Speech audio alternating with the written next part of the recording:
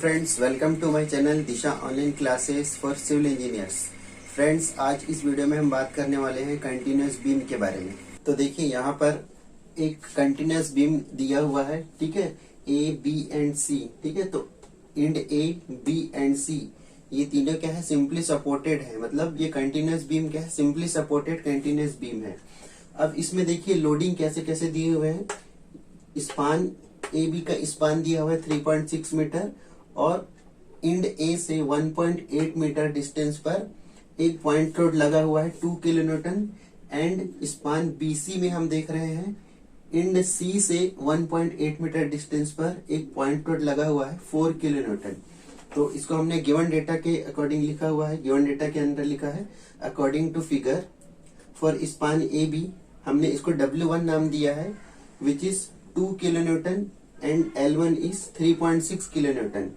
Span BC के लिए W2 क्या हो जाएगा, 4 kilo newton and L2 is 2.4 metre. यहाँ पर क्वेश्चन में EI जो है वो कांस्टेंट दिया हुआ है और हमने यहाँ पर बता दिया है कि जो support A, B and C ये क्या है, सिंपली सपोर्ट है ना, सिंपल सपोर्ट दिया हुआ है। तो यहाँ पर हमारा नेक्स्ट वर्क होगा बेंडिंग मोमेंट निकालना अंडर द लोड, ठीक है। Find bending moments under the load. Loading के अंडर बेंडिंग मोमेंट क्या होगा, हमको ये निकालना है।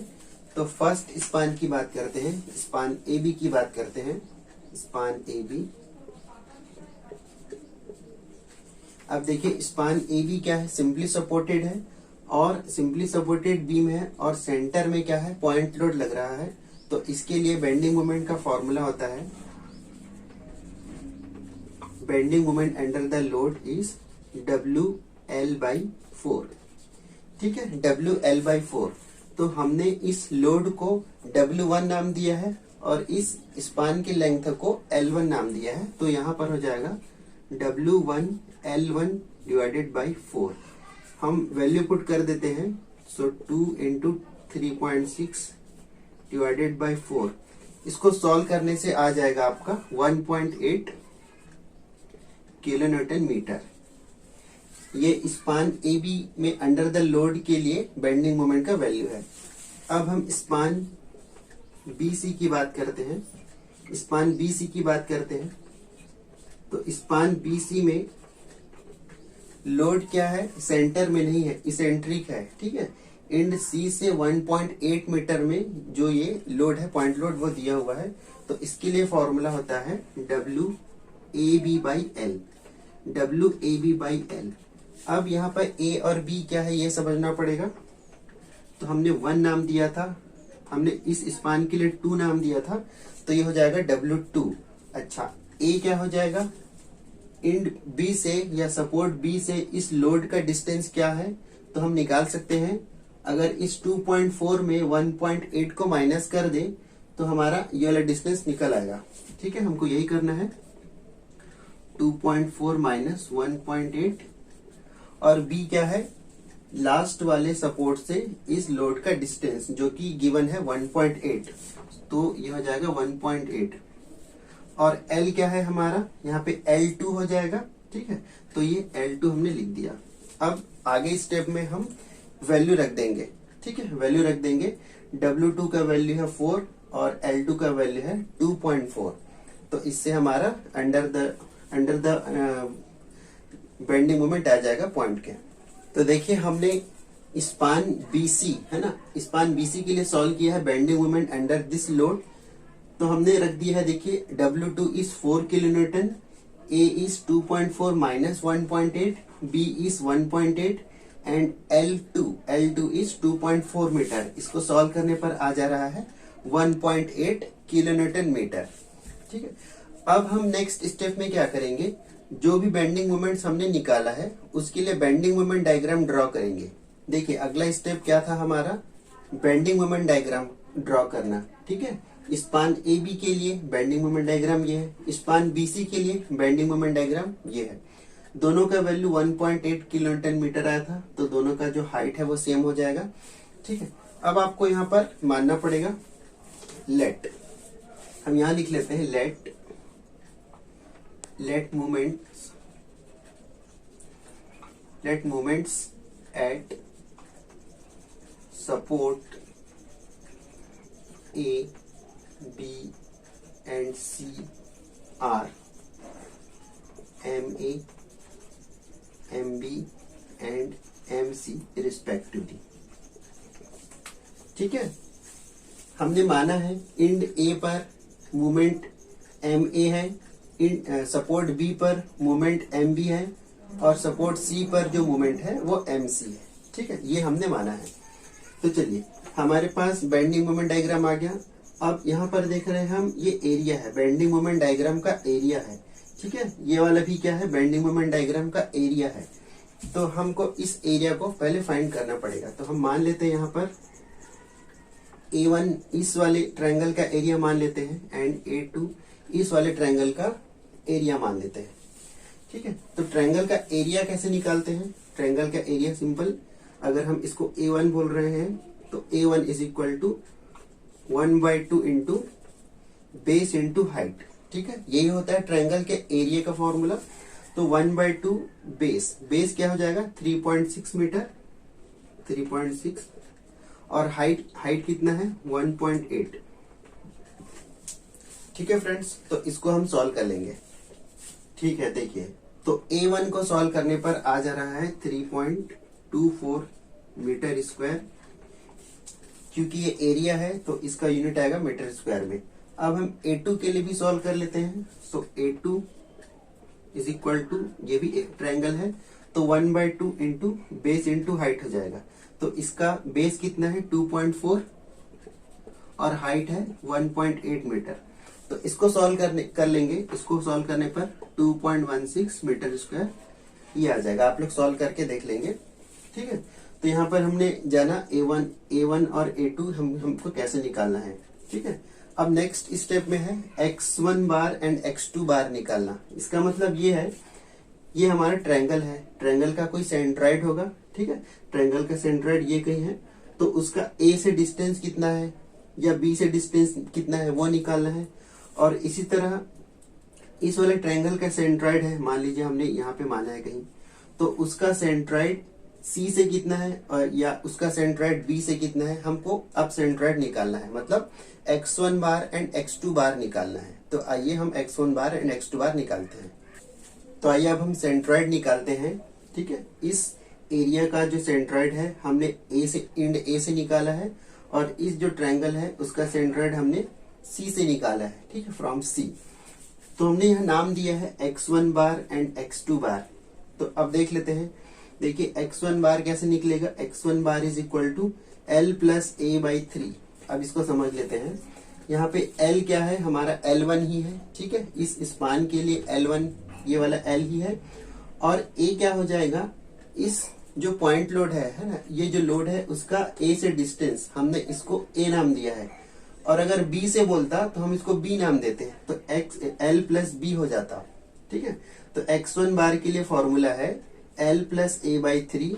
हमको पता है L है 3.6 मीटर, A है पता है हमको 1.8 मीटर। तो इसको सॉल्व करने पे आ जा रहा है 1.8 मीटर। और ये हमको लिखना पड़ेगा कहाँ से, तो ये है फ्रॉम A। उसी तरह हम x2 बार निकालेंगे। x2 बार के लिए देखिए क्या है, हमको पता है हम यहाँ C से निकाल रहे हैं, इसलिए हमने यहाँ पे B लिखा है। तो L प्लस B/3। ठीक है, अब हमको L यहाँ पर स्पान BC का लेंथ लेना पड़ेगा। तो BC का लेंथ है 2.4 मीटर और B क्या है, देखिए इस पॉइंट लोड का C से क्या डिस्टेंस है, तो ये B कहलाएगा। अगर B से निकालते तो A कहलाता है ना, A होता है यहाँ पर। तो हमने B से इंड C से निकाला है तो B हो जाएगा। तो L प्लस B/3 2.4 प्लस 1.8/3। इसको सॉल्व करने पे आ जा रहा है 1.8 मीटर।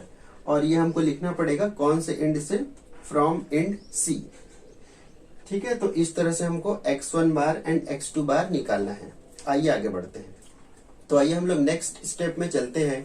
देखिए, हमने सभी जो सपोर्ट है उसके मूवमेंट को माना था MA, MB एंड MC। ठीक है, अब हमको यहाँ पर मालूम है A और C जो है वो सिंपली सपोर्ट है ना।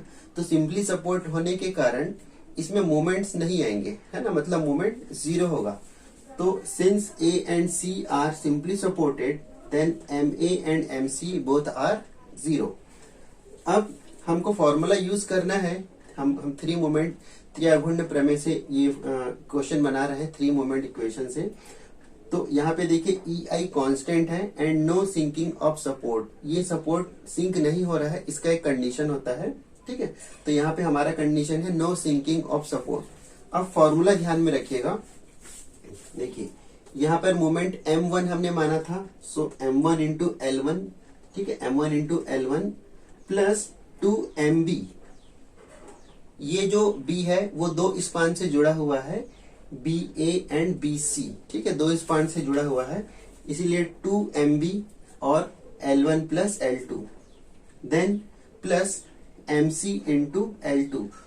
इसमें मोमेंट है C, है ना, MC, और इसका लेंथ है L2, तो MC into L2 plus formula ध्यान में रखेंगे आप लोग 6 into A1 into X1 bar divided by L1 plus 6 into A2 into X2 bar divided by L2 equal to 0। आपको हमेशा 2 स्पान को लेकर चलना है।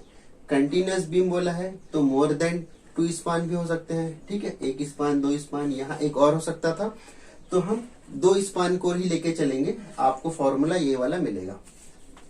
अब इस फॉर्मूले को हम फॉर्मूले पर वैल्यू रख के सॉल्व कर लेते हैं।